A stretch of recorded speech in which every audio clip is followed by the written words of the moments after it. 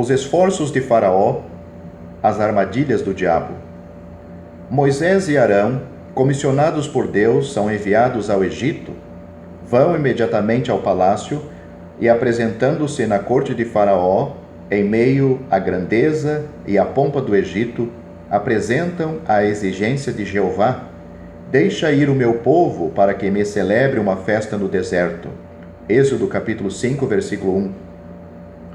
Faraó manifesta imediatamente um claro desafio e ordena que a escravidão seja intensificada. Demonstra seu desprezo e ódio para com Deus nas palavras: quem é o Senhor para que ele ouça? Eu a vós, e deixe ir a Israel? Não conheço o Senhor, nem tampouco deixarei ir a Israel. Êxodo capítulo 5, versículo 2. Este é o procedimento de Satanás. É o primeiro de seus planos para impedir o livramento do pobre pecador. Aqui não há camuflagem alguma. É o rugido do leão do inferno e frontal hostilidade a Deus e a sua verdade. Tanto quanto ele possa manter seus escravos em segurança, servindo-o sossegadamente, ele o faz. Porém, apenas começa Deus a lidar com o pecador pela sua libertação, e imediatamente o inferno entra em ação para prendê-lo. Satanás jamais abandona sua presa sem lutar. Neste ponto, o estado do pecador é pior. Veja Êxodo capítulo 5, versículos 15 a 23. Do que antes, pois, sua consciência está despertada e ele sente as suas correntes. A eternidade é revelada e, como o pródigo, em Lucas capítulo 15, versículo 17, ele caiu em si, a primeira armadilha do inimigo. A exigência de Jeová é imposta ao Faraó. Os julgamentos estão recaindo sobre ele e sobre sua terra por causa da recusa. Suas táticas mudam. Ele percebe que em luta aberta não pode ter sucesso, pois Deus é mais forte que seus inimigos. Mas o que acontecerá se por sua astúcia secreta ele conseguir seus objetivos? Ele tentará isso de qualquer maneira. Ele chama Moisés e faz uma concessão: ide, ofereceis sacrifícios ao vosso Deus nesta terra. Êxodo capítulo 8, versículo 25. Isto parece um gesto muito benevolente? É uma considerável concessão da parte do Egito? Dissimula levemente a astúcia do diabo? O objetivo desta estratégia é destruir o próprio propósito da redenção do povo e seu testemunho ao Deus verdadeiro. Moisés, porém, percebeu a trama e de imediato resistiu-a com a clara palavra de Jeová: temos de ir caminho de 3 dias ao Egito e ofereceremos sacrifícios ao Senhor nosso Deus, como ele nos disse. Êxodo capítulo 8, versículo 27. A palavra de Deus era definida e não poderia, portanto, ser transigida. A palavra de Deus era definida e não poderia, portanto, ser transigida. A distância, fora do Egito, onde o altar de Jeová deveria ser erguido, fora medido pelo próprio Jeová e Moisés não poderia interferir em ir aquém dos padrões. Ele apresenta as exigências de Jeová por completo na presença do inimigo. Aqui está, então, um dos embustes do diabo. Se ele não pode, como leão que ruge, impedir o livramento de um pecador mediante oposição franca, ele procura, como ardilosa serpente, mantê-lo sacrificando na terra. E não tem ele obtido sucesso? Satanás não faz qualquer objeção a qualquer homem em adorar uma religião que o mantém como um descendente mundano, sacrificando na terra. Oh, não! Ele até dará ao tal seu patrocínio e aplauso. O mundo falará bem dele. Ele será mimado e admirado por todos. A religião mundana adota tudo e nada condena, menos dedicação a Cristo. Ela é praticada na terra, sobre os princípios da caridade do mundo, e sendo do mundo, o mundo ama muito bem aos seus, mas deixe que o chamado de Deus para marchar 3 dias ao deserto seja enfatizado, ou para usar linguagem neotestamentária, deixe que o pecador, ou para usar linguagem neotestamentária, deixe que o poder separador da cruz e da ressurreição ao 3º dia separe o crente do mundo, e Satanás moverá o inferno para impedir isso. Ele odeia uma completa separação para Deus. Ele sabe muito bem que aquele que se apercebe de que está morto e ressuscitado com Cristo, dá a Deus a seu império, ao seu serviço e a sua terra para sempre. Cristão professos, você já fez a jornada de 3 dias para fora do Egito? Você está separado do mundo? Lembre-se, você não pode dar um autêntico testemunho para Deus ou adorá-lo em verdade e ter ao mesmo tempo comunhão com o mundo, seja em seus prazeres pecaminosos ou em sua religiosidade. Não podeis servir a Deus e a Mamon. O apelo de Deus é claro: retirai-vos do meio deles, separai-vos, diz o Senhor. 2 Coríntios capítulo 6, versículo 17. A segunda armadilha do inimigo: deixar-vos-ei ir para que ofereçais sacrifícios ao Senhor vosso Deus no deserto, somente que, saindo, não vades muito longe. Êxodo capítulo 8, versículo 28. Este é um apelo difícil. Simplesmente significa: não vão longe do meu alcance, mas fique perto do Egito, de modo que eu possa, sem muita dificuldade, trazê-los de volta e assim destruir o testemunho de vocês como um povo separado. O cristianismo superficial é uma grande arma para Satanás. Ajusta-se plenamente ao seu propósito. Um homem que não é totalmente consagrado a Deus, nem totalmente ao mundo, é uma pedra de tropeço para todos. O mundo sorri com ironia para o homem que ora na reunião de oração numa noite e que canta com ele na outra.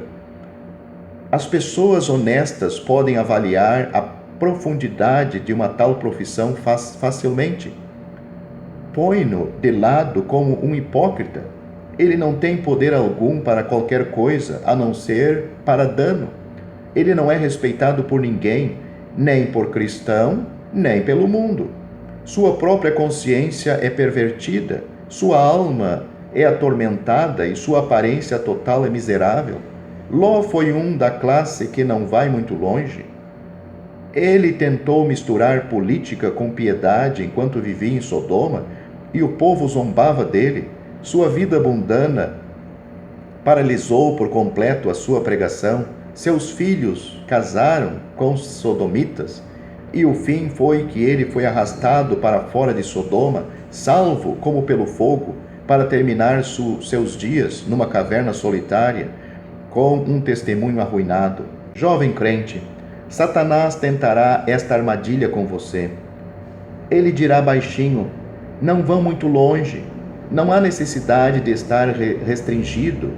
Você pode ser um cristão e cantar uma inocente canção mundana, dançar um pouco ou desfrutar um pouco de prazer. Há muitos bons cristãos que não veem mal em fazer estas coisas. Não nos devemos fazer de esquisitos, devemos nos parecer como as outras pessoas. Todo este tipo de raciocínio é do diabo. Por meio dele, ele deseja enfraquecer o testemunho dos crentes para Deus no mundo e arrastá-los ao nível de homens religiosos carnais. És-nos dito claramente no livro de Deus que seu povo é um povo de propriedade exclusiva de Deus, 1 Pedro capítulo 2, versículo 9, que ele não deve andar como andam os outros gentios, Efésios capítulo 4, versículo 17, e 1 Coríntios capítulo 3, versículo 3. Crentes amados, resisti ao diabo, firmemente na fé, lutai pela jornada de 3 dias em todos os vossos caminhos, que a cruz e a ressurreição de Cristo sejam a medida da vossa separação do mundo. Este é o cristianismo genuíno. Terceira armadilha do inimigo: ide somente vós, os homens, Êxodo capítulo 10, versículo 11. O pobre Faraó está na extrema dificuldade, a mão de Deus está vindo cada vez mais pesada sobre ele, ele vai um pouco além, ele deixará que eles vão a jornada de 3 dias, mas quer que as crianças fiquem. Esta é uma solução esperta. Os pais no deserto, adorando a Jeová, e as crianças deixadas ainda no Egito, junto com os seus idólatras. Que espetáculo também, que testemunho! Faraó sabia muito bem que se ele tivesse êxito nisto, seu fim seria atingido. Ele sabia que se as crianças ficassem, os pais logo retornariam. Que lástima que tantos pais cristãos têm esquecido isto e deixam seus filhos no mundo, absorvidos em seus prazeres e seguindo seu curso de maneira incontrolável.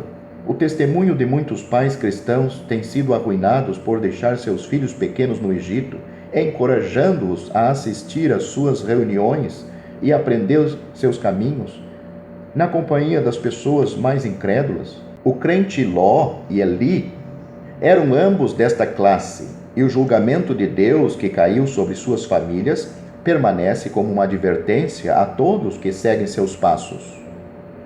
A última armadilha do inimigo. Faraó está em grande aperto e faz sua última tentativa. É muito débil, mas se ele puder segurar algo e apenas manter uma pequena ligação não destruída, ele poderá conseguir algo com ela. Ide, servi ao Senhor, fique somente os vossos rebanhos e o vosso gado. As vossas crianças irão também convosco. Êxodo capítulo 10, versículo 24.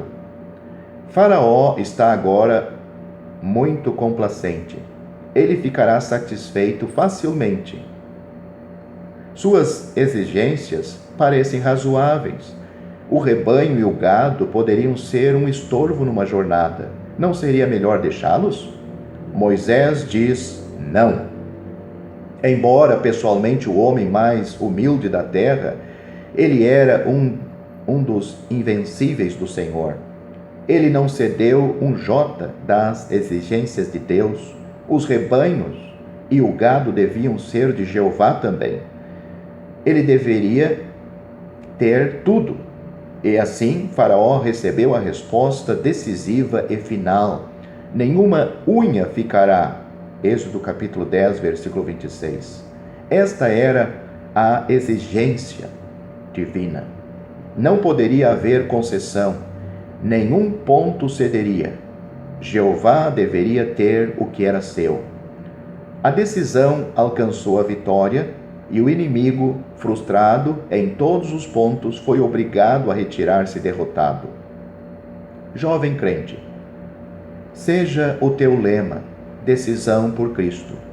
Jamais procures rebaixar as exigências de Deus. Ao levá-las avante, não cedas nada a Satanás. Não te importes com o que os outros fazem. Seja próprio de ti render obediência a cada palavra de Deus. Resista ao diabo e ele fugirá de ti.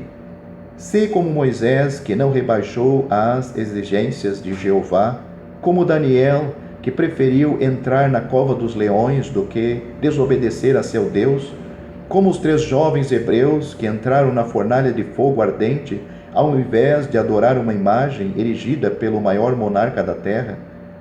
Eles nada perderam por sua fidelidade, pois Deus tem dito: aos que me honram, honrarei.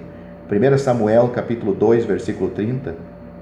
A completa separação para Deus, crente, é o divino padrão. Nada de reservas, nada de concessões, adoração, pequeninos, negócios e tudo mais. Devem ir 3 dias de jornada e trazer a marca da vida ressuscitada, separação para Deus.